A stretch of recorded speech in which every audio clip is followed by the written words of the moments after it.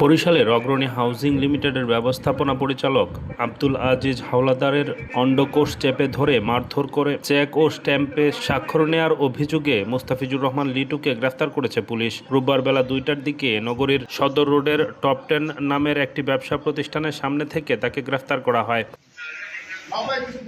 জানা গেছে, গত 27 জুলাই সন্ধ্যার পর নগরের সদর রোডের অগ্রণী হাউজিংয়ের কার্যালয়ে এ ঘটনা ঘটে। ঘটনার শিকার আব্দুল আজিজ হাওলাদার শনিবার রাতে কার্যালয়ের সিসিটিভি ফুটেজ সামাজিক যোগাযোগ মাধ্যমে প্রকাশ করলে ঘটনাটি আলোচনায় আসে। এর আগে গত বৃহস্পতিবার তিনি আদালতে একটি নালিশি মামলা করেছেন। সিসিটিভি ফুটেজে দেখা যায় আব্দুল আজিজের কক্ষে 4 যুবক প্রবেশ করে। তাদের মধ্যে মোস্তাফিজুর রহমান লিটু নামের একজন তাকে মারধর করেন।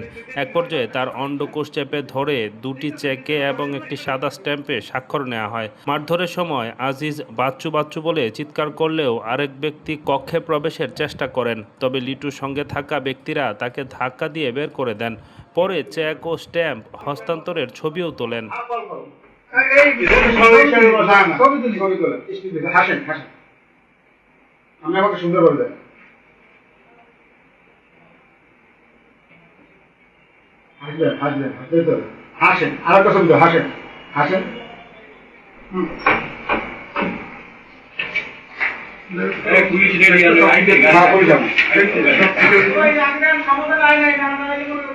না না, সমাধান আসবে না, সমাধান আসবে না।